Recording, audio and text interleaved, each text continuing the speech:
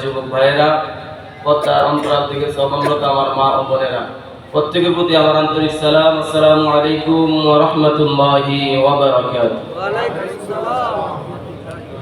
এই 2 দিন ব্যাপী মাহফিল হওয়াতে আমরা সবাই খুশি না বেজার? জোরে বলুন না, খুশি না বেজার? মাহফিল দেওয়া হয় অজানা জিনিসগুলা জানার জন্য, নিত্য নতুন কিছু জিনিস ওলামায়ে কেরামের মুখ থেকে শুনে, কোরআন ও হাদিস থেকে শোনার পর ওই অনুপাতে নিজের জীবন আমলের মাধ্যমে বাস্তবায়ন করে মানুষ আল্লাহ এবং রসুলকে রাজি এবং খুশি করার লক্ষ্যে আল্লাহ এবং রসুলের আদর্শে জীবনকে পরিচালনা করার জন্য হেদায়েতের উসিলা হিসাবে মাহফিলকে দেওয়া হয়। এই মাহফিল কারো কারো জন্য জীবনের শেষ মাহফিল, কথা বলেন ঠিক কিনা? এই মাহফিল হয়েছে, এই মাহফিলে এসে অনেক ওলামায়ে কেরাম আলোচনা করেছেন, এমনও অনেক শ্রোতা আছেন আলোচনা শুনেছেন, আজকে তারা অন্ধকার কবর দেশে শায়িত আছেন। এই মাহফিলের উসিলায় আল্লাহ পাক যেন অন্ধকার কবর দেশে যারা আছেন তাদের কবরগুলোকে জান্নাতের বাগান হিসেবে কবুল করে, সকলে বলুন আমিন। আজকে আমরা যারা দুনিয়া জমিনের মধ্যে আছি, একদিন আমাদেরকে অন্ধকার কবর দেশে চলে যেতে হবে কি হবে না? আল্লাহ পাক আমাদেরকে ধরার জমিনের মধ্যে পাঠিয়েছেন। আল্লাহ পাক কিছু নির্দিষ্ট বিষয়বস্তু দিয়ে, কিছু উদ্দেশ্য নিয়ে আল্লাহ পাক আমাদেরকে দুনিয়া জমিনের মধ্যে পাঠিয়েছেন। উদ্দেশ্যগুলো কি? আল্লাহ পাক বলেন, ওয়া মা খালাকতুল জিন্না ওয়াল ইনসা ইল্লা লিয়াবুদুন। আমি আল্লাহ পাক এই ধরার জমিনের মধ্যে জিন জাতি এবং ইনসান জাতি, মানুষ এবং জিন জাতিকে সৃষ্টি করেছি একমাত্র আমি রব্বুল আলামিনের ইবাদত করার জন্য। জোরে বলুন সুবহানাল্লাহ। আপনার দুনিয়ার জিন্দেগীর শেষ দিন, পরকাল জিন্দেগীর প্রথম দিন হচ্ছে কবর। যে সেন্টার, যে জায়গা, সেই জায়গার নাম হচ্ছে কবর। এই কবর দেশে আমরা সবাই যেতে হবে কি হবে না? এই কবর দেশে গেলে আপনি সর্বপ্রথম আল্লাহ পাকের কাছে যে জবাবটা দিতে হবে সেটা হলো নামাজ। আল্লাহর হাবিব রাসূল আরবি দুই জাহানের বাদশা নবী বলেন, আউয়ালু মা ইউহাসাবু বিহিল আবিদু ইয়াউমাল কিয়ামাতিস সালাহ। কিয়ামত দিবসে বান্দার সর্বপ্রথম নামাজের হিসাব হবে। যারা নামাজের হিসাবটাকে সুন্দরভাবে আল্লাহর সামনে তুলে ধরতে পারবে, উপস্থাপন করতে পারবে, আমার আল্লাহ পাক তার অন্যান্য হিসাবগুলোকে সহজ করে ডান হাতে আমলনামা দিয়ে আল্লাহ পাক বান্দাকে জান্নাতের মেম্বার বানিয়ে দেয়। জোরে বলুন সুবহানাল্লাহ। তো যে নামাজটা পরকালীন জিন্দেগীর প্রথম ধাপ হচ্ছে কবর, সেই কবরের প্রথম প্রশ্ন হচ্ছে নামাজ। যেই নামাজের এত বেশি গুরুত্ব, এত বেশি মর্যাদা, সেই নামাজটা আমরা সবাই আদায় করার দরকার আছে না নাই? জোরে বলুন না, আছে না নাই? নামাজকে আদায় করার ঘোষণা দিয়েছেন কি? আমার বাবারা, বন্ধুরা, আল্লাহ রাব্বুল আলামিন কুরআনুল কারীম ফুরকানুল হামিদের মধ্যে বলেন, ওয়া আকিমুস সালাতা ওয়া আতুজ যাকাতা ওয়ারকাউ মা'আর রাকিঈন।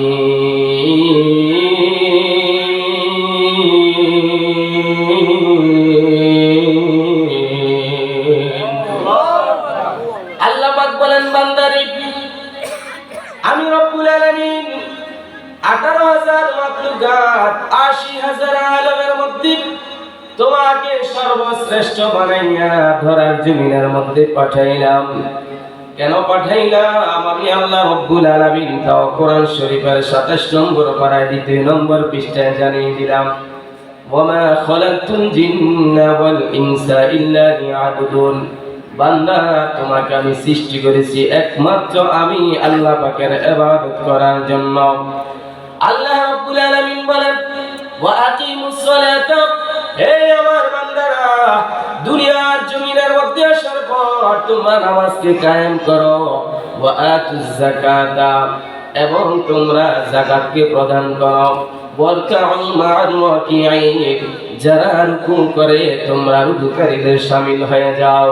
এই দুনিয়ার জমিনকে যদি তুমি তুচ্ছ মনে করে নামাজটাকে সুন্দরভাবে আদায় আদায় করতে পারো, যেদিন তুমি অন্ধকার কবর দেশে চলে আসবে, যে অন্ধকার কবর দেশে তোমার মা থাকবে না, বাবা থাকবে না, ভাই থাকবে না, বন্ধু থাকবে না, আত্মীয় স্বজন কেউ থাকবে না, ওই অন্ধকার কবর দেশে নামাজটাই তোমাকে জাহান্নাম থেকে মুক্তি দিয়ে জান্নাতে পৌঁছে দেওয়ার জন্য যথেষ্ট হবে। জোরে বলুন সুবহানাল্লাহ। অন্ধকার কবর দেশ, আপনি তাকান আপনার দাদার দিকে। এক সময় এই ধরার জমিনের মধ্যে তিনি চলাচল করেছেন। আজকে পুকুর করে বাস জারের নিচে হাজার হাজার মন মাটি বুকে নিয়ে অন্ধকার কবর দেশে শায়িত আছেন।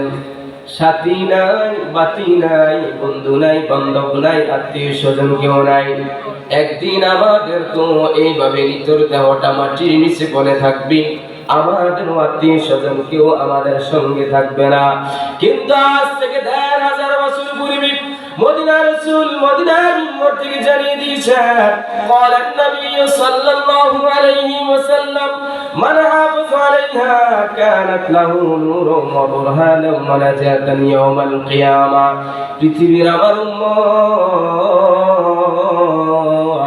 ও আমার উম্মত, তোমরা শুনে নাও, এই দুনিয়ার জমিনের মধ্যে আসার পর যদি তুমি নামাজটাকে হেফাজত করতে পারো, নামাজটাকে যদি তুমি সুন্দরভাবে আদায় করতে পারো, নামাজটাকে যদি তুমি আল্লাহর বিধান রাসূল পাকের আদর্শ অনুযায়ী বাস্তবায়ন করতে পারো, যেদিন অন্ধকার কবর দেশে তুমি চলে আসবে উম্মত, ওই দিন তোমার মা তোমার সঙ্গে থাকবে না, তোমার বাবা তোমার সঙ্গে থাকবে না, তোমার সাথে স্ত্রী অন্ধকার কবর দেশে তোমার সঙ্গে থাকবে না, তোমার দুনিয়ার জমিনের সম্পদ বাড়ি গাড়ি কোনো কিছুই তোমার সঙ্গে থাকবে না।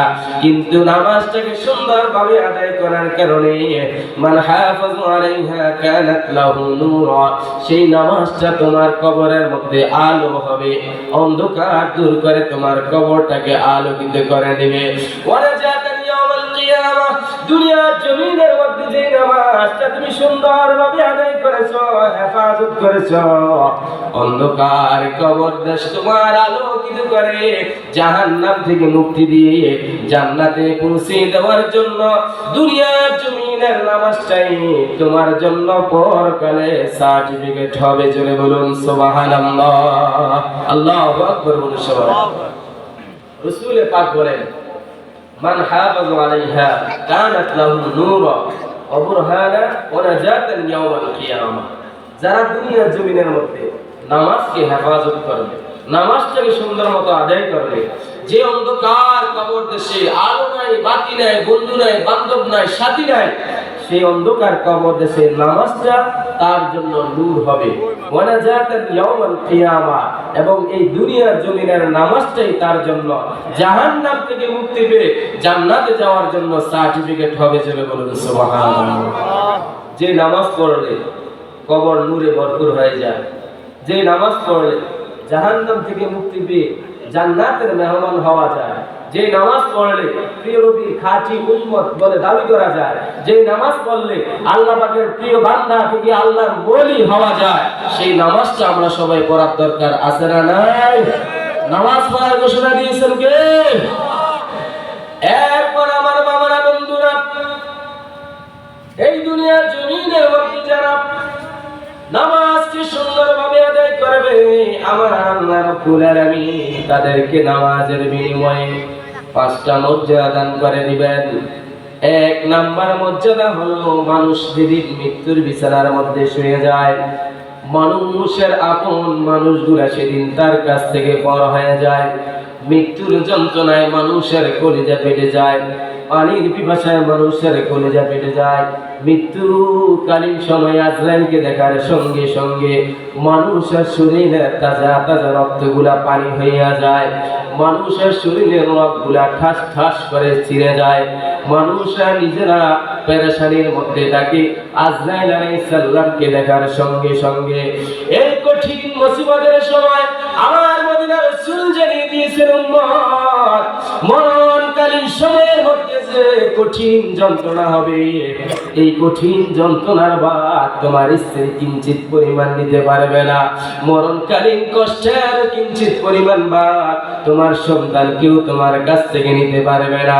তোমার পাড়া প্রতিবেশীর লোক তোমার সামনে বসে বসে কাঁদবে, কিন্তু কষ্টের ভাগ কেউ নিতে পারবে না। আর আমি মদিনার রাসূল, মদিনার মিম্বর থেকে উম্মতকে উম্মত তোমাকে জানিয়ে দিলাম, তুমি আমার উম্মত যদি নামাজটাকে সুন্দরভাবে হেফাজত করতে পারো, নামাজটাকে যদি তোমরা সুন্দরভাবে আদায় করতে পারো, যেদিন মালাকুল মাউত আজরাইল আলাইহিস সালাম তোমার সামনে এসে হাজির হবে তোমার রূহটাকে নেওয়ার জন্য, ওই দিন আমি মদিনার রাসূল আমার নূরানি চেহারা মোবারকটা তোমার সামনে এসে হাজির হইব, তোমার সামনে তুলে ধরব।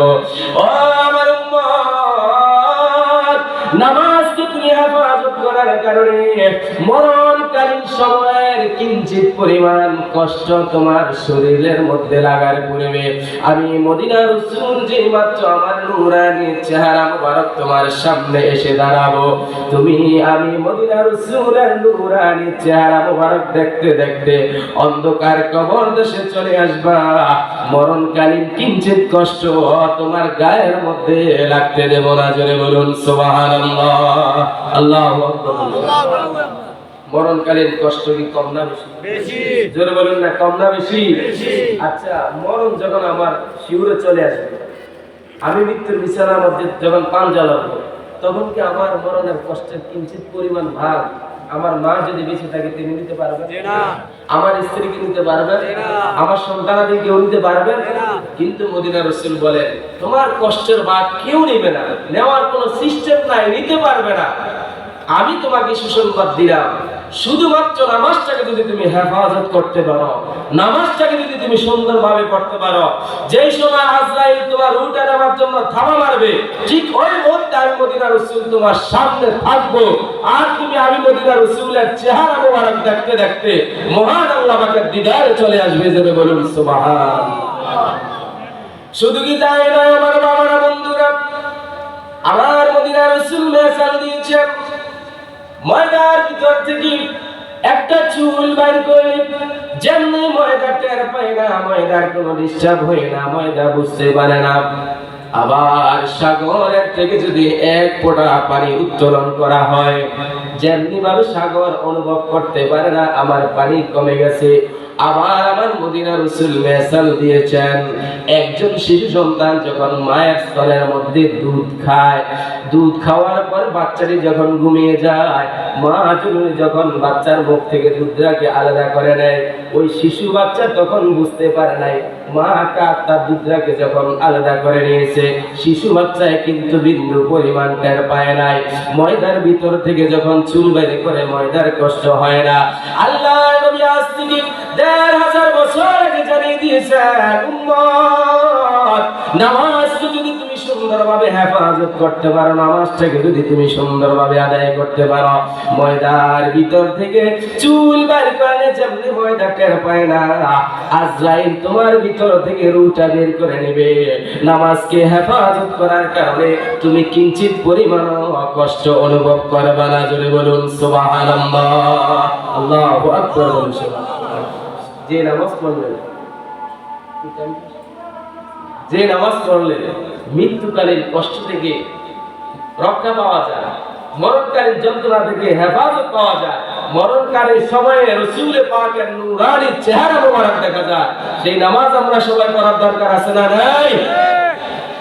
দ্বিতীয় নম্বর মর্যাদা হলো ওয়াদাবাল কবর।